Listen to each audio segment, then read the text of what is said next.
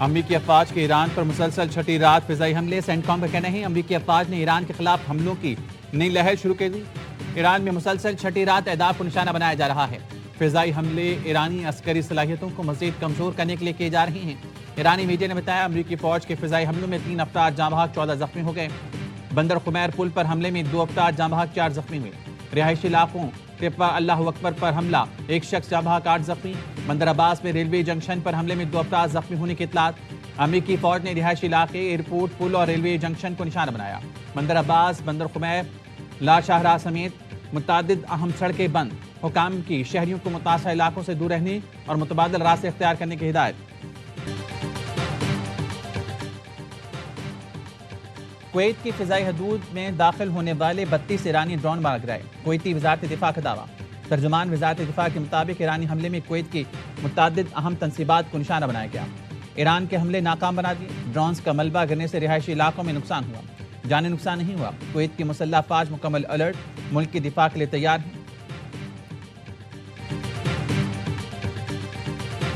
Pakistan expressed its deep concern over the escalation of tensions in the region. We underscored that a renewed conflict serves no one's interest. While the implementation of MOU is facing challenges, Pakistan will continue to encourage all sides to end violence and resume technical level talks in accordance with the MOU.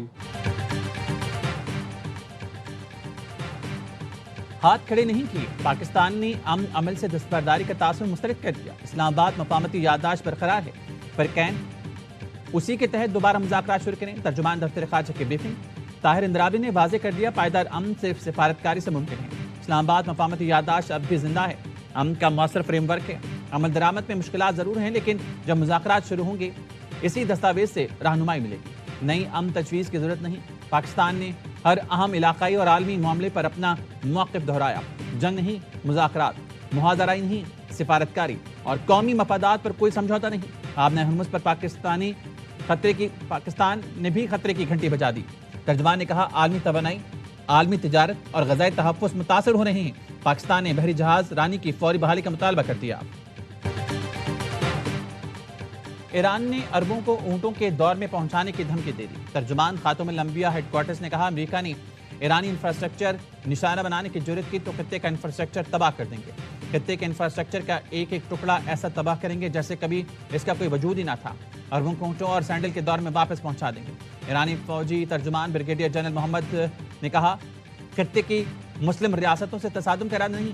امریکی حملے جاری رہے تو جنگ نئے محاذوں تک پھیلے گی۔ ایران نے امریکی حملوں کے جواب میں عراق، کویت، بحرین اور اردن میں امریکی اڈوں پر میزائل برسا دیے۔ بحرین میں امریکی بیس پر اب تک کا سب سے بڑا حملہ۔ بجلی گھروں پر حملے کی دھمکی، ایران نے جوابی حکمت عملی بنا لی۔ ایران نے حوثیوں کو تیار رہنے کا پیغام بھیج دیا۔ رائٹرز کا دعویٰ، بتایا ایران نے حوثیوں کو پیغام بھیجا ہے کہ امریکہ بجلی گھر اور توانائی مراکز کو نشانہ بنائے تو باب المندب اور بحیرہ احمر بند کر دیں۔ ایرانی حکام نے پیغام میں کہا اہم آبی گزرگاہیں بند کر کے عالمی تجارت متاثر کی جائے۔ حوثیوں نے حدیدہ اور خلیج عدن کے ساحل پر میزائل نصب کر دی۔ حوثی گروپ عالمی گزرگاہ نشانہ بنانے کے لیے حکم کا منتظر ہے۔ امریکی صدر ٹرمپ نے معاہدہ نہ ہونے کی صورت میں ایران کے بجلی گھروں پر حملے کی دھمکی دے رکھی ہے۔ ڈیڈ لائن پسند نہیں، ایران کو اپنا رویہ بہتر کرنا ہوگا۔ امریکی صدر ٹرمپ کہتے ہیں ایران صورتحال کو بہتر طور پر سمجھ رہا ہے۔ ایرانی رہنما ملاقات کرنا اور معاملات طے کرنا چاہتے ہیں۔ جلد ہی معلوم ہو جائے گا کہ ہم کسی سمجھوتے پر پہنچتے ہیں یا پھر معاملہ مکمل طور پر نمٹا دیتے ہیں۔ سابق صدور نے درست اقدام نہیں کیا، یہ معاملہ 47 برس پہلے طے ہو جانا چاہیے تھا۔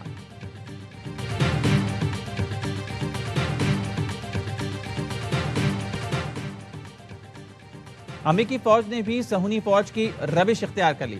اہواز میں شہید بقائی اسپتال کے قریب حملہ، حملے کے بعد اسپتال میں افراتفری، مریضوں کو منتقل کیا گیا۔ وینٹیلیٹر پر موجود مریضوں کی آکسیجن سپورٹ پر منتقلی، مریضوں کی ادویات، کھانا، پھل اور کپڑے اسپتال میں رہ گئے۔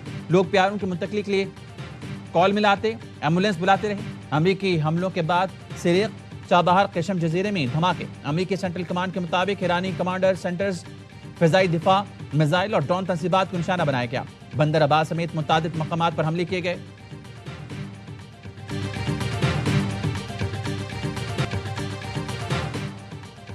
امریکی نائب صدر کا اسرائیل پر معاہدہ سبوتاژ کرنے کی کوششوں کا الزام، کہا اسرائیلی حکومت کے کچھ لوگ ہمیں پالیسی سے ہٹانے کی کوشش کر رہے ہیں۔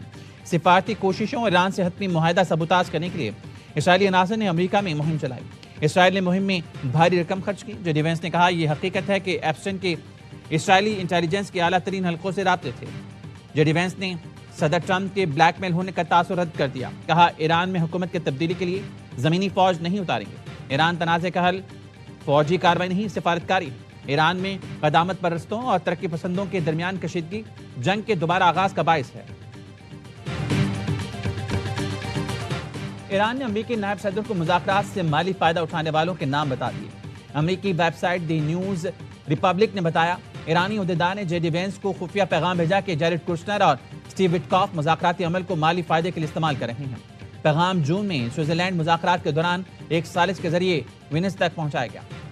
جے ڈی وینس کو خبردار کیا کوشنر اور وٹکاف کے مذاکراتی عمل میں موجودگی 17 جون کے فریم ورک کو مستقل معاہدے میں تبدیل کرنے کے امکانات کو نقصان پہنچا سکتی ہے۔ وائٹ ہاؤس کے ترجمان نے رپورٹ کو مسترد کرتے ہوئے کہا ایسا کوئی پیغام کبھی امریکہ تک نہیں پہنچایا گیا۔ خطے کی صورتحال غیر یقینی ہے، ہر ممکنہ چیلنج سے نمٹنے کے لیے مکمل تیاری رکھیں۔ خطے میں کشیدگی بڑھنے سے ملک کی معیشت متاثر ہونے کا اندیشہ، وزیراعظم شہباز شریف کا ملک کی معیشت پر اثرات کے جائزہ اجلاس میں گفتگو، کہا اللہ کے فضل سے ملک کی معیشت مستحکم ہے، ضرورت پڑنے پر بروقت اقدامات کے لیے جامع لاہ عمل مرتب کیا جائے۔ سادگی مہم میں عوام نے بھرپور ساتھ دیا، اس طرز پر کفایت شعاری کو قومی سطح پر اپنانا ہوگا۔ بروقت اور مؤثر حکمت عملی سے ایندھن کی فراہمی کی صورتحال کا بہترین انداز میں انتظام کیا گیا۔ حکومت نے عام آدمی، موٹر سائیکل سواروں، رکشہ ڈرائیورز، ٹرانسپورٹرز کو تحفظ فراہم کیا۔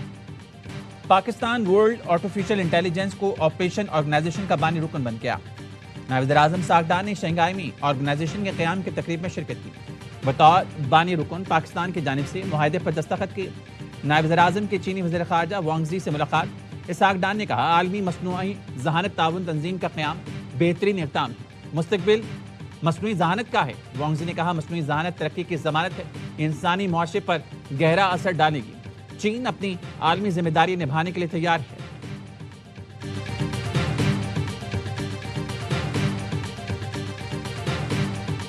آزاد کشمیر کے لوگوں سے ہاتھ جوڑ کے اپیل کرنا چاہتی ہوں کہ خون خرابے کا ساتھ نہ دیں، مسلم لیگ نون کو ووٹ دیں تاکہ ان کے جو کام پنجاب میں ہو رہے وہی کام آزاد جموں کشمیر میں بھی ہوں۔ ایسی جماعتوں کو ووٹ نہ دیں جن کو کام کرنا نہیں آتا، جن کو پرواہ نہیں ہے۔ آزاد کشمیر کے لوگ ان کو ووٹ نہ دیں جو کام نہیں کرواتے۔